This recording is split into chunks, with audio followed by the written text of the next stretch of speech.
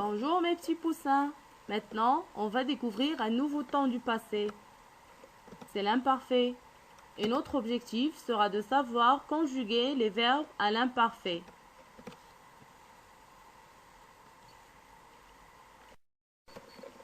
Avant de démarrer notre cours de conjugaison, je vous invite à bien observer ce petit paragraphe.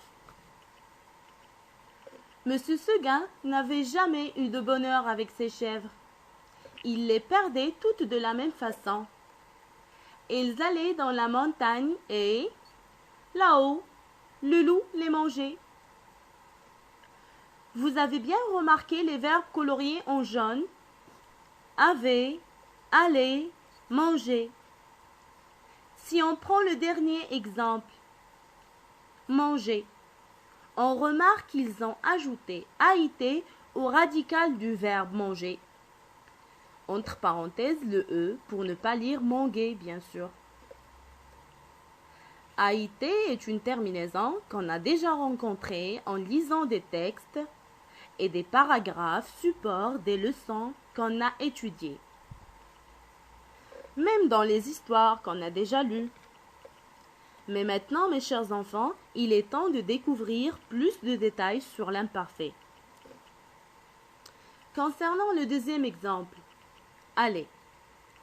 Ils ont ajouté AIENT au radical du verbe aller, car ce dernier est conjugué à l'imparfait et à la troisième personne du pluriel, elle avec S. Observez aussi le premier exemple. Ils ont ajouté AIT au radical de l'auxiliaire avoir. Son sujet est Monsieur Seguin.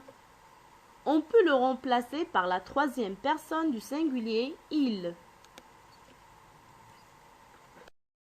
Voilà mes petits enfants, une petite définition de l'imparfait qui est un temps simple qui présente une action passée. On l'utilise souvent dans les récits. Exemple, quand j'étais petit, je jouais avec mes copains. À l'imparfait, tous les verbes ont les mêmes terminaisons. AIS, AIS, AIT, IONS, IEZ, AIENT. Et voilà mes enfants, pour les trois groupes, on trouve les mêmes terminaisons. Même pour les auxiliaires être et avoir.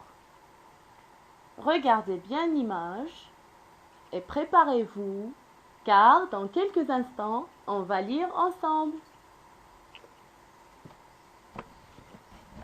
Allez-y, on commence par les auxiliaires être et avoir qui sont coloriés en rouge.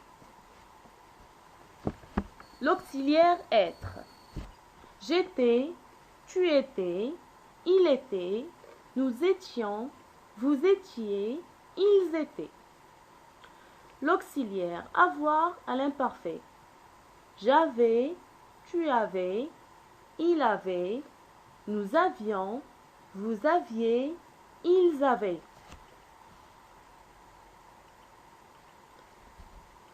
Pour les verbes du premier groupe, on a ici l'exemple qui est colorié en bleu. C'est le verbe danser à l'imparfait. Je dansais, tu dansais, il dansait, nous dansions, vous dansiez, il dansait. Sauf qu'on doit faire un peu attention au deuxième groupe, qui est un petit peu différent des autres, car on ajoute I2S au radical du verbe. Remarquez bien ici l'exemple du verbe finir qui est colorié en vert. Je finissais, tu finissais, il finissait, nous finissions, vous finissiez, il finissait. Pour les verbes du troisième groupe, on a ici un exemple colorié en orange. C'est le verbe partir à l'imparfait. Je partais, tu partais, il partait, nous partions, vous partiez, il partait. Et il y en a d'autres exemples des verbes du troisième groupe car ils sont variés, comme pouvoir, voir, faire, aller, prendre et vivre, etc. On ajoute que l'imparfait est une action du passé qui durait, qui se répétait, ou bien que l'on utilise pour décrire.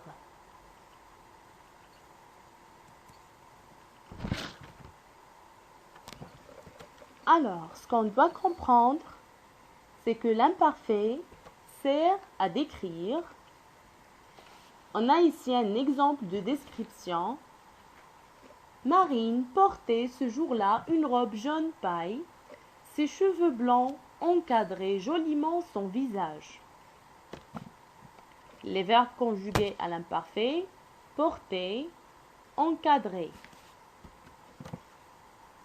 Pour l'imparfait duratif, on a ici un exemple. Elle demeurait rue de la Pépinière depuis 3 ans. Et entre parenthèses, demeurer, synonyme du verbe rester. Concernant l'imparfait d'habitude pour des actions qui se répètent. Pendant les vacances, elle se levait à 10 heures tous les jours. Lever, c'est l'exemple du verbe qui est conjugué à l'imparfait.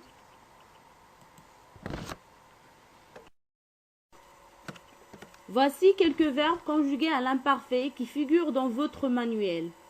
Vous avez ici les auxiliaires être et avoir et le verbe prendre et franchir. Le verbe franchir, regardez bien, c'est un verbe du deuxième groupe. Voilà, on a ajouté 2 S au radical comme on a déjà dit.